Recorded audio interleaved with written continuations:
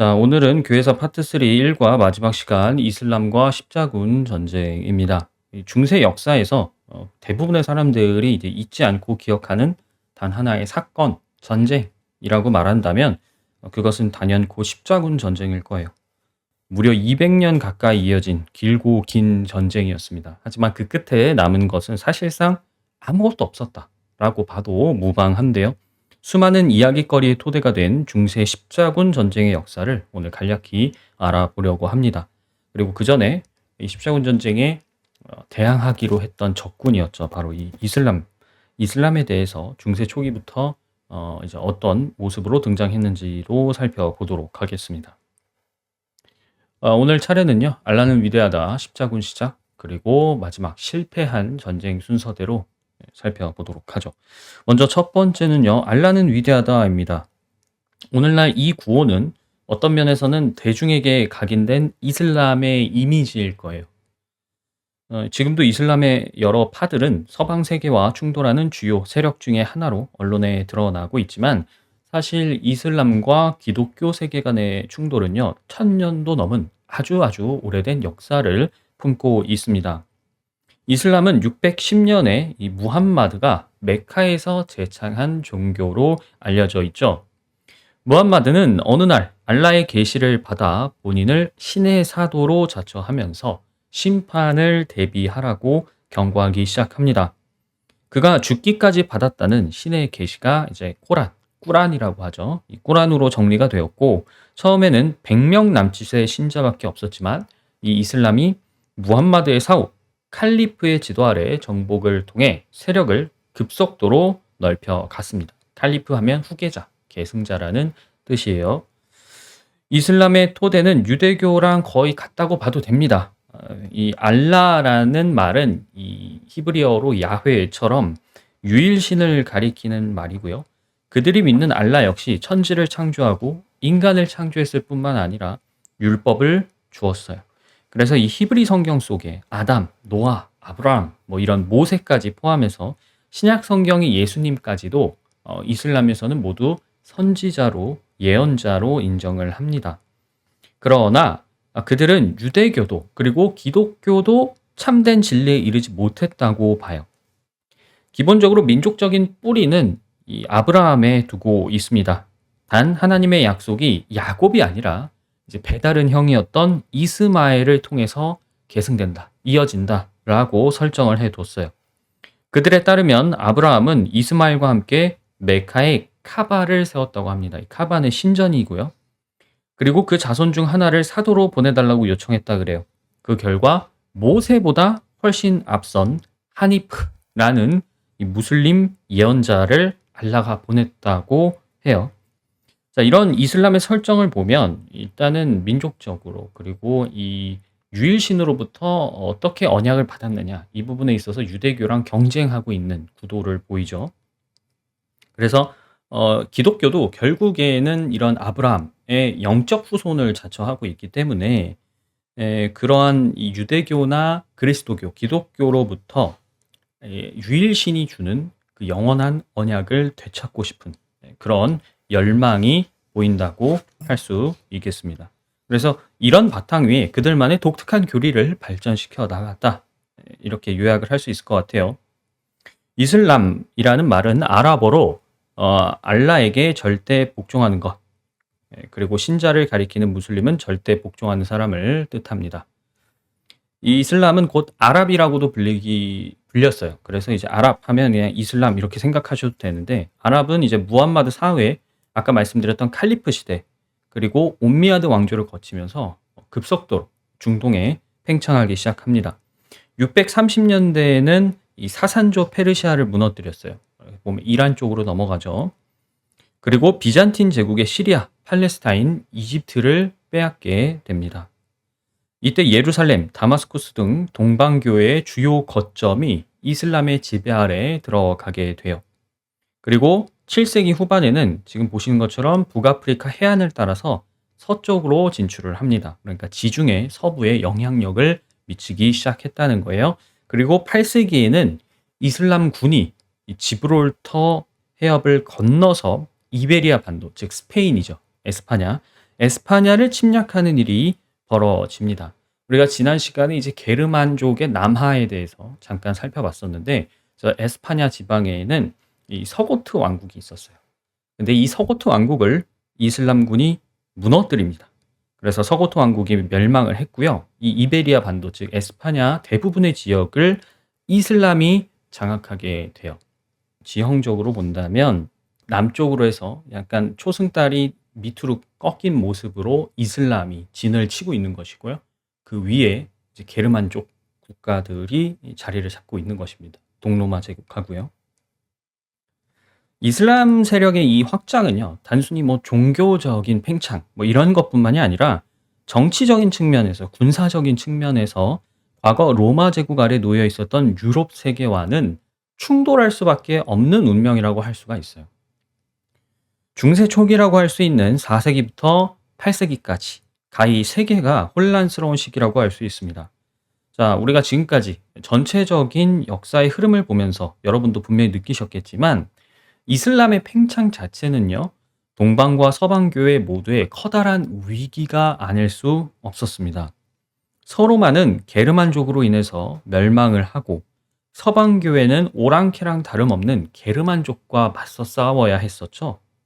그런데 동로마는 이슬람교가 확장하면서 이 전선을 직접 맞대고 있었기 때문에 점점 세력이 약해질 수밖에 없었고, 특히나 이슬람 제국이 이 정치적으로 영토를 확보하면서 동방교회도 주요 거점을 점점 빼앗기기 시작했어요. 그런 와중에 아까 보셨던 것처럼 이슬람 세력이 아프리카를 통해서 이 남쪽, 지중해 남쪽을 통해서 서유럽 반대쪽 끝으로 이 스페인 쪽으로 밀고 올라오기 때문에 이 두 세력 간의 갈등, 충돌은 사실상 피하지 않을래야 피하지 않을 수가 없었다. 이렇게 말할 수 있겠죠. 자, 그럼 이제 십자군의 시작에 관해서 말씀을 드릴 텐데요. 11세기 중반, 이 이슬람 세계의 실권이 튀르크계 유목민인 셀주크 튀르크의 손에 넘어가게 됩니다. 사실상 8세기까지 팽창하던 이 아랍 제국도 분열이 되면서 정치적으로, 종교적으로 굉장히 약해졌어요. 그러니까 약해졌다, 강해졌다. 이런 역사가 반복되는 것이죠. 그러던 중 유럽 무역의 중심지에 있었던 이 투르크인들이 이슬람으로 개종을 합니다. 그리고 부족 중심의 견고한 저력을 가지고 아랍 세계의 패권을 잡게 돼요. 1071년 셀주크 투르크는요, 만지케르트 전투에서 승리하면서 소아시아를 장악하게 됩니다. 이 소아시아는 우리 성경에도 나오지만 동방교회의 중심 지역이자 초기 교회의 아주 중요한 거점들이 많이 있는 지역이에요. 기존의 그리스어를 쓰면서 동방교회에 영향력을 미치던 이 중요한 지역들 대부분이 이슬람화한 겁니다. 비잔티움 제국은 핵심 영토를 사실상 모두 상실하면서 멸망할 위기에 처했어요. 그리고 수도였던 콘스탄티노폴리스도 이슬람의 위협을 받게 됩니다. 특히 이 투르크 왕조는요, 기독교의 적대적이었어요. 앞선 시대에는 뭐 이슬람 세력이 팔레스타인을 점령하고 있었어도 기독교 신자들의 예루살렘 성지 방문을 막지는 않았습니다. 교황 그레고리우스 1세가 이 성지 순례를 독려했다고 말씀드렸었죠. 그 이후에 예루살렘에는 성지 순례 방문자를 위한 여러 편의 시설, 그리고 뭐 숙소 이런 것들이 굉장히 많았습니다. 그런데 적대적인 투르크 세력이 이 순례를 막았어요. 그리고 유럽에는 소문이 퍼집니다. 이슬람 세력이 기독교인을 박해한다. 이런 소문이 퍼졌어요. 이런 상황들은 이 종교적으로 또 정치적으로 제국과 교회에 서로 다른 이익을 얻을 수 있는 일종의 가능성을 제시했습니다. 우선 비잔틴 제국의 황제였던 이 알렉시오스 1세와 동방 정교의 대주교가 교황한테 SOS를 보내요. 우리가 지금 이슬람한테 밀려서 당장 무너질 위험에 처해 있다. 와서 도와달라. SOS를 보내요. 그런데 이게 가톨릭 교회한테는 사실상 절호의 찬스라고 할 수 있습니다. 서로마 제국이 무너지고 혼란스러웠을 때 비잔틴 제국을 등에 업고 기세등등하던 동방교회에게 드디어 마침내 교황이 교황권을 미칠 수 있는 기회였기 때문에 그래요. 이제는 어떻게 보면 순위가 바뀐 것이죠. 갑과 을이 바뀌게 된 겁니다. 자, 그래서 교황 우르바노 2세가 1095년 클레르몽 공의회를 소집합니다. 그리고 수백 명의 성직자 앞에서 우리가 예루살렘을 탄환해야 한다고, 하나님께서 그것을 바라신다, 데우스 불트라고 소리치면서 호소했어요. 그는 참전하면 면벌부를 주겠다고 약속했습니다. 면벌부라는 거 이제 여러분이 흔히 면죄부라고 알고 계시는 건데요. 모든 죄를 사하고 천국에 갈 수 있는 자격을 주겠다는 게 면벌부입니다. 이 면벌부가 조금 더 정확한 표현이에요. 예, 면벌부, 말 그대로 벌을 받지 않게 해주겠다라는 것이고, 당시 이 서유럽과 여러 군주들 그리고 기사 계층이 형성이 됐는데 기사들한테도 중요한 정치적인 기회였다라는 겁니다. 자, 프랑크 제국이 분열됐었잖아요. 프랑크 제국이 분열되면서 독일에서 이제 동프랑크죠. 신성 로마 제국이 탄생을 했다 그랬는데, 이 과정에서 고대 로마의 은대지 제도가 기사 계급을 형성하게 됩니다. 은대지 제도는 뭐냐면요. 당시에 이제 유럽의 북부에 살고 있던 게르만족들을 토벌하는 게 로마 제국에는 굉장히 중요했습니다.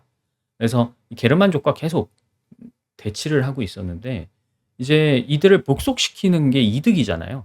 그러니까 황제, 로마 황제에게 복속한 게르만인에게는 그 영토를 그냥 주는 겁니다.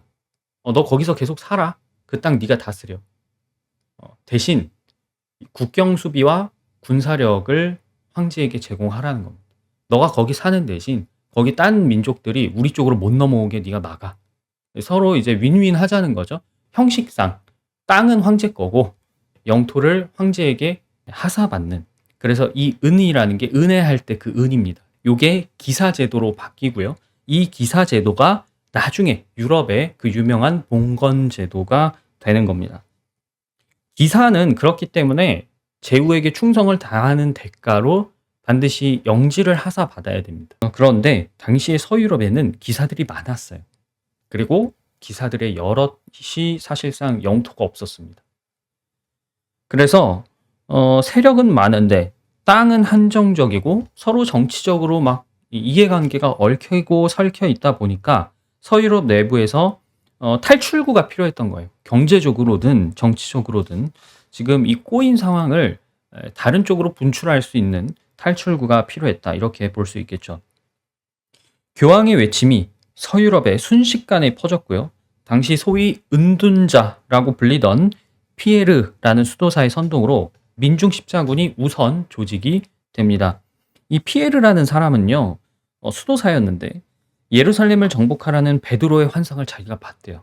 그래서 가난한 대중들을 모아 민중 십자군을 일으키게 됩니다. 이들은 민중이에요. 말 그대로 훈련받은 군인이 아닙니다. 제대로 된 무기도 없었죠. 또 예루살렘으로부터 저쪽 소아시아 지방까지, 예루살렘까지 이동하는데 거리가 얼마나 멉니까? 그 먼 거리를 이동하려면 중간중간 있는 나라에서 계속 보급을 받아야 돼요.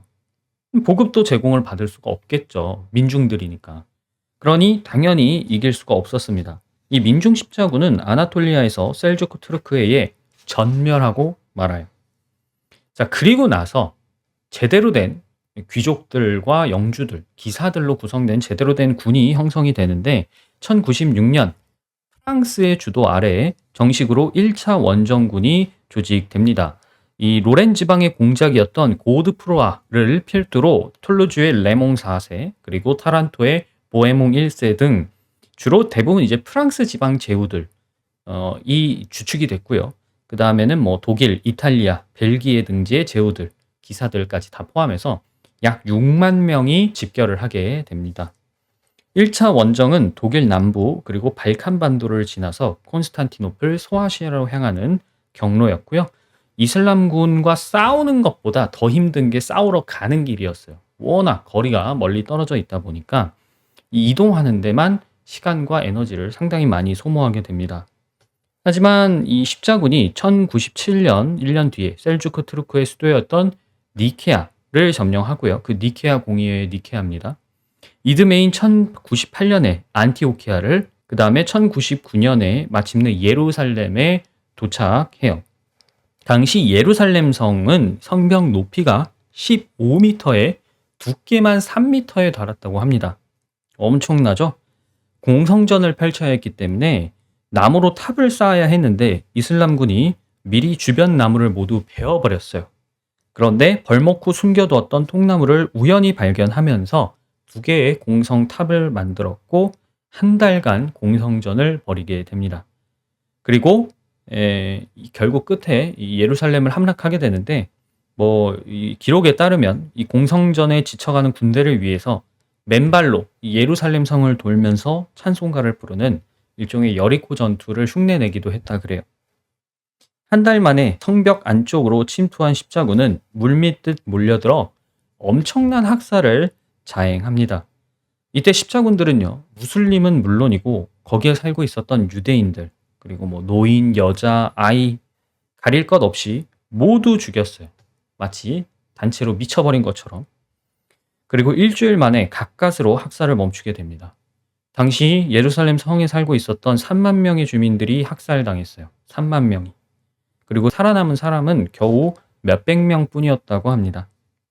하지만 이 살아남은 유대인들은 이 시체를 치우는 일에 동원됐고 나중에는 노예로 팔렸다 그래요. 원정을 주도한 고드프로아는 예수님의 무덤에 가서 흰 옷을 입고 회개하며 감사 기도를 올렸다고 하죠. 그 후 그는 성묘의 수호자라는 이름으로 예루살렘의 통치자가 됩니다. 1차 원정이 성공을 한 거잖아요. 그래서 이 십자군 이야기가 유럽 본토에서는 최고의 흥행을 일으킵니다. 사람들이 더 많이 예루살렘으로 몰려와서 성지 순례를 했고 십자군이 가지고 돌아온 온갖 성물들이 엄청난 가격을 호가하면서 당시 최고의 인기를 누렸다고 해요. 사실 사람들한테 그 성물이라는 게 진짜냐 가짜냐 그건 중요한 게 아니었어요. 그리고 진짠지 가짠지도 알 수가 없죠. 그걸 누가 알겠습니까? 하지만 대중들에게는 십자군에 대한 동경, 열망, 그리고 응원이 솟아나왔고 또한 이 예루살렘으로 순례자들이 많이 몰리니까 순례자들을 보호하기 위한 기사단도 별도로 창설이 됐어요. 그리고 예루살렘을 수비하는 템플 기사단도 이때 창설이 됩니다. 특히 유럽에서는 이때 예루살렘, 팔레스타인 지방으로 적극적으로 이민을 추진했어요. 그래서 유럽에서 3만 명 넘게 팔레스타인 예루살렘 지방으로 넘어왔다고 하죠. 그런데 이 십자군은 결론적으로는 실패한 전쟁입니다. 왜냐? 이 십자군의 환상이 단 처음 한 번밖에 성공을 하지 못했기 때문에 그래요. 자, 여러분도 아시다시피 점령하면 끝이 아니죠. 점령하고 군대를 다 빼서 돌아갈 게 아니잖아요. 주변에 여전히 이슬람 제국이 있단 말이죠. 그러면 지켜야 될 거 아니에요? 다스려야죠. 이 정치적으로 주변 국가하고 당연히 외교적으로도 협력을 하고 정치적인 술수를 쓸 수밖에 없습니다. 이슬람 제국하고 싸우다가도 이슬람 제국 안에도 여러 세력이 많으니까 그들과 어떤 정치적인 일을 벌여야 되고 판을 짜야 되고 또 그 사이에서 외교적으로 협력을 할 수밖에 없는 거예요. 특히 서유럽 본토에서 굉장히 멀리 떨어져 있단 말이죠. 비잔틴 제국이 예전처럼 여기에 넓은 영토를 실효적으로 지배하고 있으면 모르겠는데 지도에서 보시는 것처럼 비잔틴 제국은 거의 서쪽으로 다 밀려나 있는 상황이에요. 그러면 이런 점령지를 유지하고 통치하는 일은 당연히 쉬운 일이 아닙니다. 그래서 때로는 이슬람 세력과 손을 잡고 또 이해관계가 상충하는 다른 이슬람 세력을 막는 데에도 협조를 했어야 돼요. 이 점령지를 보시면 크게 위쪽부터 에데사 백장령, 그리고 안티오크 공국, 그 밑에 트리폴리 백장령, 맨 밑에 예루살렘 왕국으로 나뉘어져 있습니다. 그런데 이 1144년 가장 북쪽에 위치한 에데사 백장령의 에데사라는 이 성읍이 이슬람 세력에 넘어가게 돼요. 사실상 기독교 세력끼리의 불화로 벌어진 결과라고 평가를 합니다. 그러니까 저 지방을 서로 나눠서 다스리고 있는데 서로 사이가 좋지 않다 보니까 원군을 보내면 되는데 군사를 보내지 않은 것이죠. 자, 이 소식이 유럽 본토에 들어가니까 교황 에우제니오 3세가 다시금 원정을 호소했어요. 그 결과 당시 프랑스 국왕이었던 루이 7세, 독일 황제였던 콘라트 3세의 지휘 아래 대규모 십자군이 조직이 되는데 문제는 이 프랑스하고 독일하고 사이가 안 좋은 거예요. 황제끼리 계속 싸웁니다.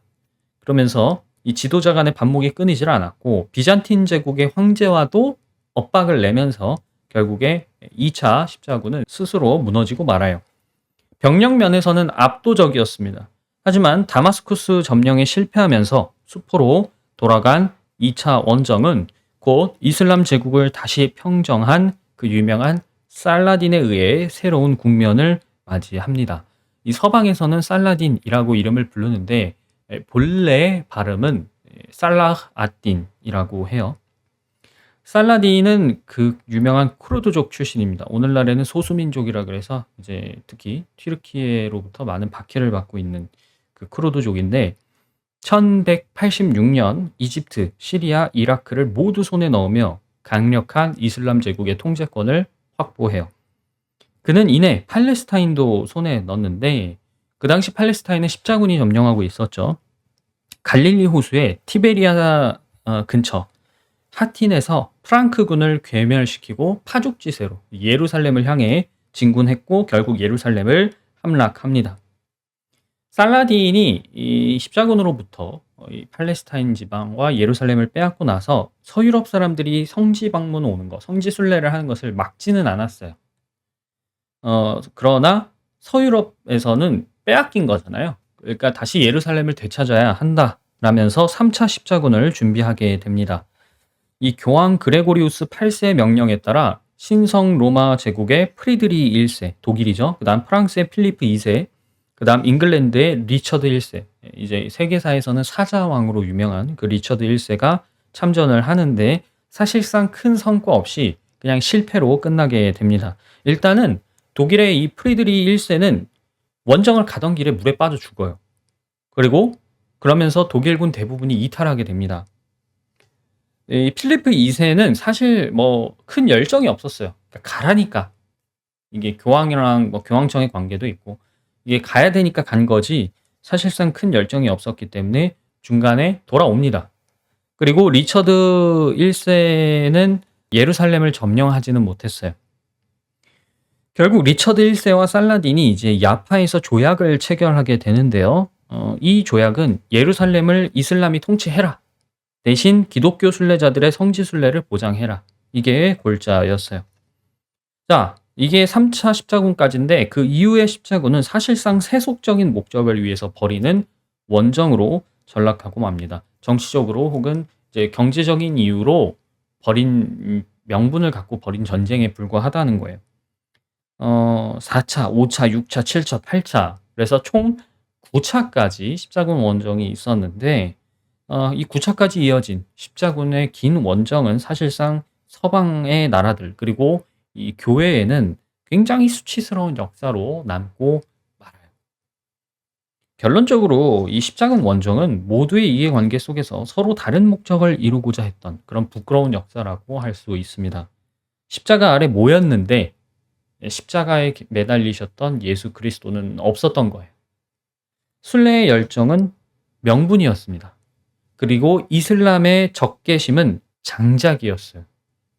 서방과 동방을 넘어 아랍까지 어우르려는 교황청의 욕심이 바로 그 장작에 기름을 끼얹은 것이고요. 종교적 정당성 아래 영토를 늘리고 부를 꿈꾸었던 제후, 기사, 용병들의 욕망이 결국에는 교회와 그리스도 또 하나님의 이름에 먹칠을 했다라고 말씀드릴 수 있겠습니다. 특히나 아까도 말씀드렸지만 1차 원정 때부터 교황이 뭘 제시했어요? 면벌부를 제시했단 말이죠. 하나님을 위해서 싸우면 모든 죄가 사해지고 죽으면 천국에 간다. 이건 뭐 이슬람하고 다를 바가 없죠. 이런 면벌부가 남발되면서 아랍 진영에서도 당연히 가만히 있지 않겠죠. 알라를 위해서 성전을 버려야 된다. 그 유명한 지하드, 성전이란 뜻이잖아요. 이 지하드를 촉발하게 된 거예요. 그 지하드가 사실상 지금도 이어져 오고 있는 것입니다. 서방 세계를 향해서. 자, 그러면 200년 가까이 이어진 중세 십자군 원정은 결론적으로 어떤 결과를 낳았느냐? 정리하자면 다음과 같습니다. 첫째, 비잔틴 제국의 약화예요. 이슬람 세력을 대항하는 유럽의 방패라고 할 수 있었던 이 비잔틴 제국이 너무너무 약해져 버립니다. 그러니까 동방교회도 크게 무너지고 말았죠. 두 번째로는 서방은 아랍과 동방의 문화를 이때 수용하게 됩니다. 그러면서 이후에 13세기에 엄청난 학문적인 발전이 일어나요. 그 다음 지중해 동부를 중심으로 하는 동방중개 무역이 꽃을 피우게 됩니다. 동방으로부터 향료, 약품, 비단, 그리고 아라비아 숫자, 종이 여러 가지를 많이 흡수하게 돼요. 그러면서 이때 유럽의 어떤 자연 경제가 본격적으로 이제 화폐 경제로 바뀝니다. 즉 상업이 급속도로 성장하면서 상업 중심의 어떤 경제가 주요 산업으로 자리를 잡게 되었다는 것이에요. 그 다음에 교황청은 영향력을 최대로 끌어올릴 수 있게 됩니다. 십자군 전쟁이 실패하든 실패하지 않든 그건 중요하지 않아요. 중요한 건 뭐예요? 교황이 통제권을 확보했다는 겁니다. 그리고 중요한 건 뭐예요? 전쟁이 실패한 게 사실상 교황청에게는 큰 타격이 아닌 게 전쟁을 하겠다고 이미 돈을 다 걷었어요. 그죠? 그러면 그 돈을 실제로 전쟁에다 투입했느냐? 아니죠. 전쟁을 빌미로 얻어낸 그 엄청난 돈을 교황청의 전쟁에 썼습니다. 교황청의 전쟁, 내부적인 전쟁이에요. 그리고 그 결과 교회 전체가 심각하게 오염됩니다. 부패하기 시작하는 거예요. 돈이 쌓이고 권력이 한 곳에 집중되니까 당연한 결과겠죠. 특히 아까도 말씀드렸다시피 이거는 단순히 조직적으로 혹은 경제적으로만 부패하는 게 아닙니다. 교리적으로 교회의 건전성도 부패하기 시작해요. 말씀드렸다시피 면벌부를 남용하고 수많은 기념일을 지정하게 돼요. 특히 성유물 숭배가 심해집니다. 아까 말씀드렸지만 많은 성물을 갖고 왔다 그랬잖아요. 진위 여부 확인할 수가 없습니다. 확인도 불가능하고요. 그런데 그런 성유물 숭배가 이제 막 널리 유행을 하기 시작하면서 중세 서방 기독교가 굉장히 심하게 곪아가기 시작하는 거예요. 즉 이것이 우리가 잘 알고 있는 중세 기독교의 가장 부패한 모습의 시작점이라고도 할 수 있는 것입니다.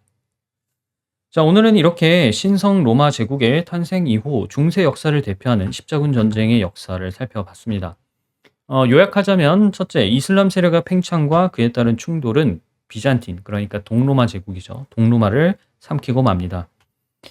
두 번째, 그 결과 교황의 주도 아래 서유럽 국가들이 십자군에 뛰어들었고요. 1차 원정은 성공했어요. 그러나 그 이후에 이어진 모든 원정들은 실패로 끝나고 맙니다. 셋째, 십자군 전쟁은 교황권을 확고히 다지는 기반이 됐고 동시에 기독교 전반을 심각하게 병들게 만들고 말았어요. 자, 그러면 우리가 이제 다음 시간에는 2부 곪아가는 신정국가 파트로 넘어가서 중세시대 가톨릭 교회가 박해한 그리스도인들의 역사를 또 살펴보도록 하겠습니다.